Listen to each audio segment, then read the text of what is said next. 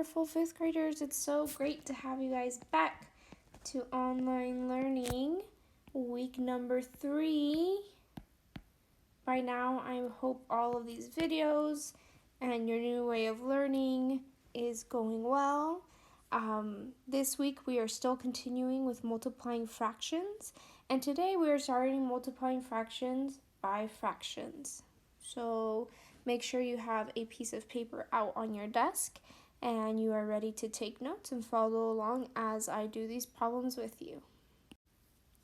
Okay, well, so far we have done multiplying fractions using a fraction and a whole number, using a whole number by a fraction, and whole numbers times fractions and mixed numbers, okay? So now we're going to focus on a fraction multiplied by a fraction, okay? So I'm going to start off by drawing a fraction bar, and I would love if you can draw a fraction bar with me as well on your paper. So I have a fraction bar, and in my fraction bar, I have half of it shaded, okay? Because it says 1/2 times 1/2. So half of it is shaded in, so I'm going to shade that in right now. Okay. Here's a fraction bar that we've used to think about multiplying with fractions. We have 1/2 of it is shaded, and we want to figure out how 1/2 times 1/2, what 1/2 times 1/2 is, okay? So we are going to start by doing the half, okay? That half right here is represented in our bar graph. But now I want to be able to show what is 1/2 of that half. So I go here and I label half of that half. So what would my answer be? 1/2 times 1/2 gives me what? Well, the 1/2 of that half is this part right here, this area that I just drew these lines in. So out of the whole, we have to think about the context of the whole. How much is this piece? Okay, if we were to break up evenly to the size of this piece, we can see that we are breaking it up into 4 pieces. How many of that 4 is shaded? 1/4.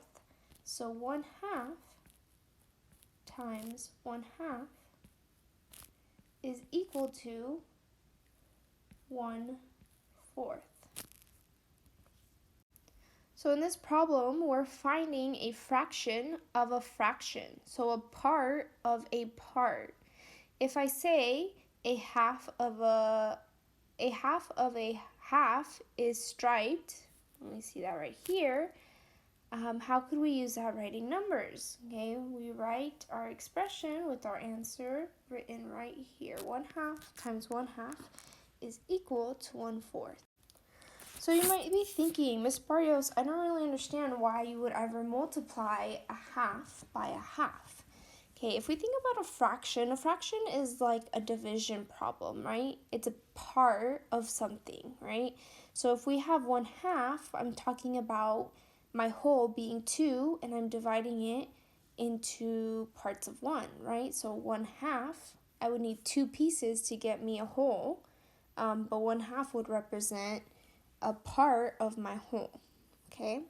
So when we're thinking about this, we can think about 1/2 being pizza, okay? So I love pizza, so I'm going to make myself a pizza, okay?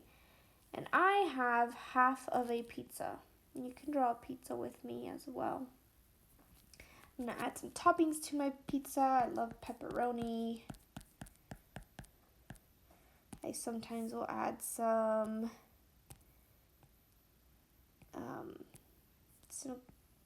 bell peppers to it. Super yummy. Now this is making me kind of hungry. Okay, so I have half of a pizza. So this is what that's telling me. 1/2. And I can change this for saying of.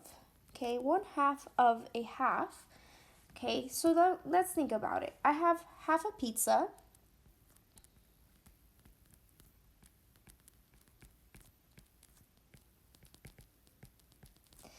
And I love to share pizza. So, and I want to share it to share half of it, okay? Because I love eating it, so I don't want to share all of it. I want to share half of it.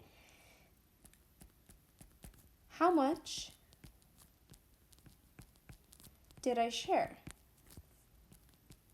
So I can actually physically see that I can break up this pizza into half, right? So I have half a pizza and I'm going to break it into half, okay? So I'm sharing only half of the pizza. So what is this telling me? I'm asking how much did I share from my pizza? Well, I have to take out this piece right here. And I know that this piece is worth how much? We need to think about what is the whole pizza? How much of the whole pizza am I sharing, right? So you have to think about the whole context. So half of a half becomes 1/4. Okay, so I have half a pizza and I share half of that pizza. How much did I share of my pizza? Well, I shared 1/4, so 1/2 times 1/2. And there's something I want you to notice very quickly from here. And we're going to talk about this a little bit more moving forward, but I just want us to look. What pattern do you see? I see that I multiply the top, and that's 1 times 1 gives me 1, and 2 times 2 gives me 4. So I'm just multiplying straight across. All right, so let's try another problem, and I believe this is problem 1 on page 443. So if you have that, you can follow along with us. And this is 1/2 times 1/3. So I'm going to start off again by drawing my fraction bar. So let me grab my black. I don't know why okay, it wants to be gray, that's okay. So I'm going to draw my fraction bar. And my first number is telling me that I have half. Okay, so I have half and I'm going to shade that in with half. Okay, and I want to multiply 1/2 times 1/3. So I have half a pizza and I want to multiply it by thirds. So what is going to happen is that I'm going to break up that half. Oh, give me 1 second. That half into thirds, right? And now I have to think of the context of my whole, right? So I'm going to break it all into thirds. 1/2 times 1/3, and I want one of those thirds to be represented here. So how much from the whole do I have?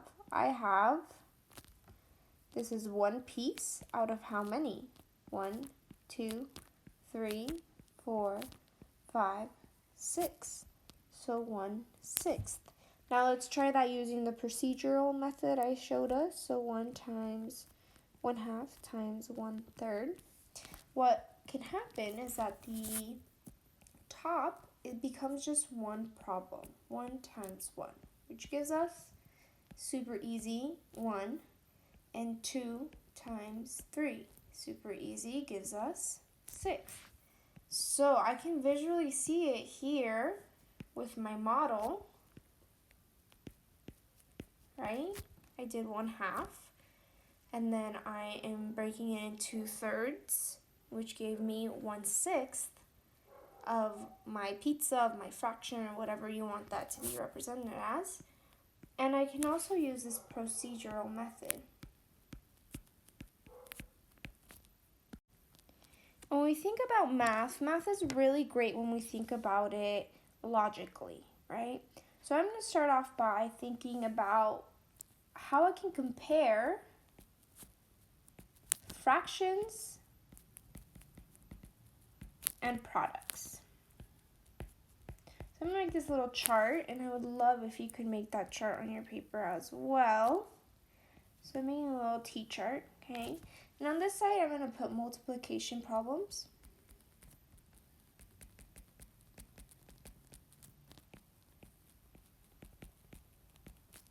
And on the other side, I'm going to put product. Again, what is product? Product is our answer, right? That's how we use our math lingo. That product is our answer. Okay, so if I were to have a multiplication problem that was 3/4, oh no, that was 3/4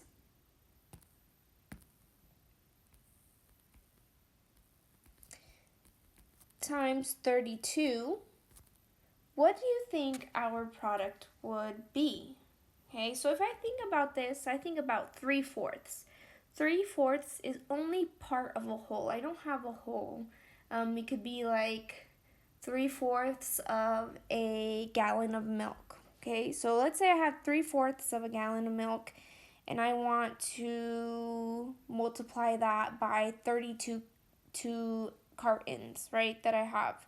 If all of those cartons of milk have 3/4 of a carton, do I have 32 holes? No, I don't. I have less than that. So that would be less than 32. Now let's try 1 1/2 times 32. Ooh, 1 1/2 is a what? This would be a mixed number. Is this going to be more than 32, less than 32, or equal to 32?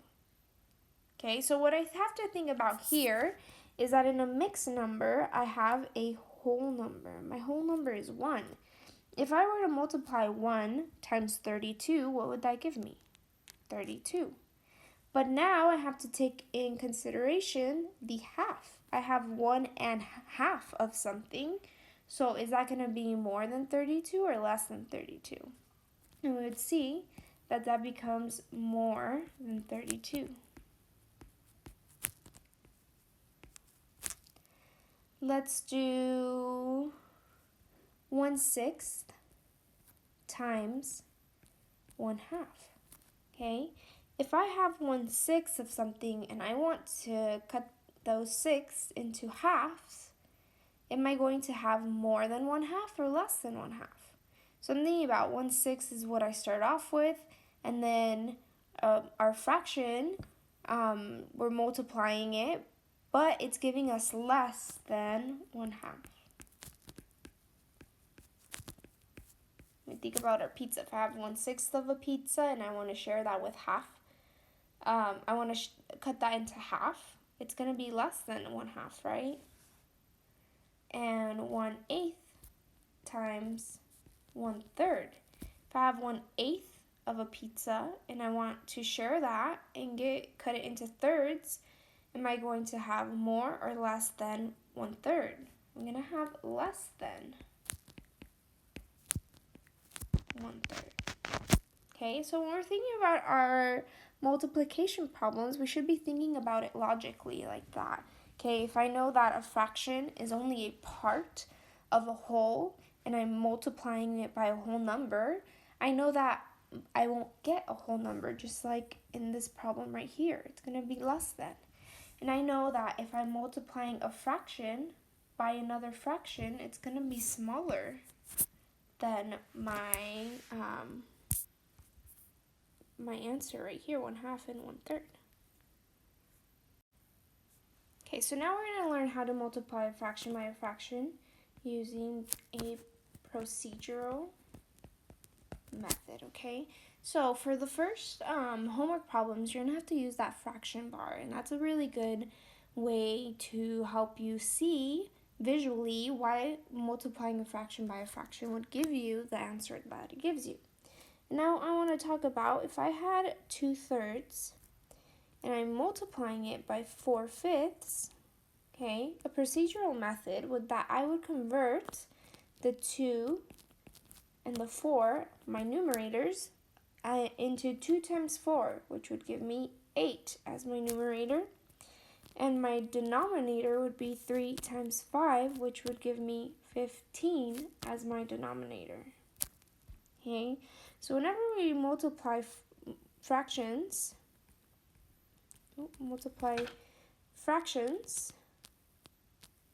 by fractions, we just multiply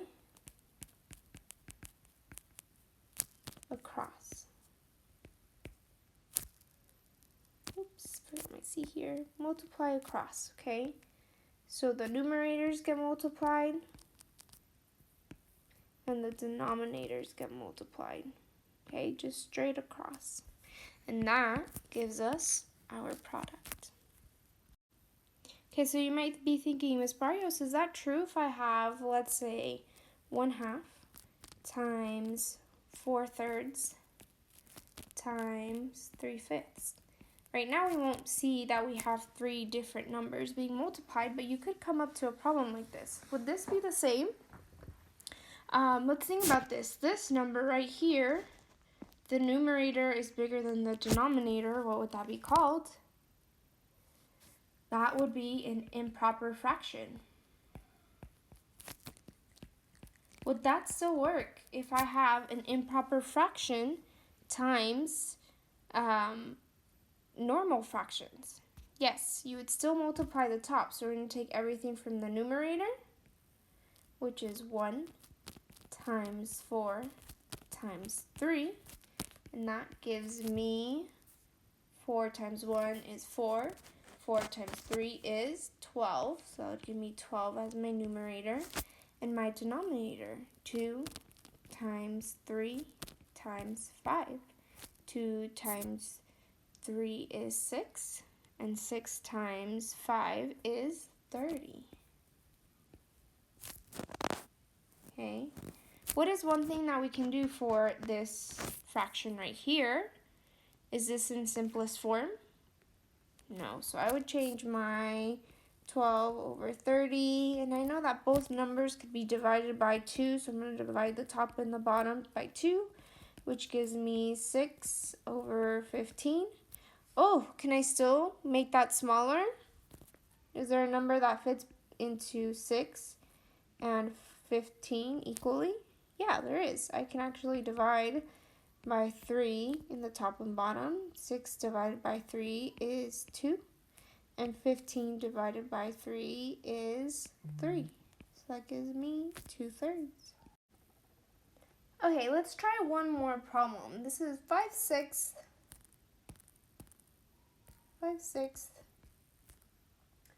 times 1/2. Okay, sometimes you might hear 5/6 of 1/2. So what is 5/6 times 1/2?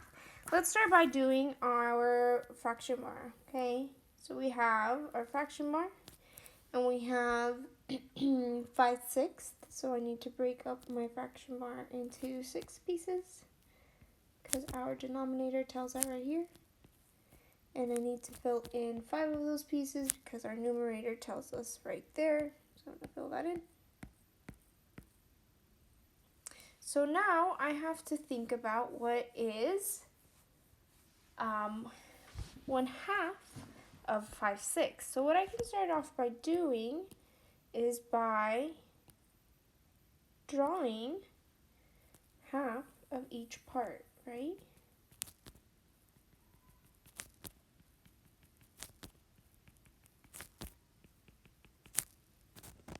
Okay, so this is like 5/6 and I want to divide those 5 pieces into half, right, of a pizza.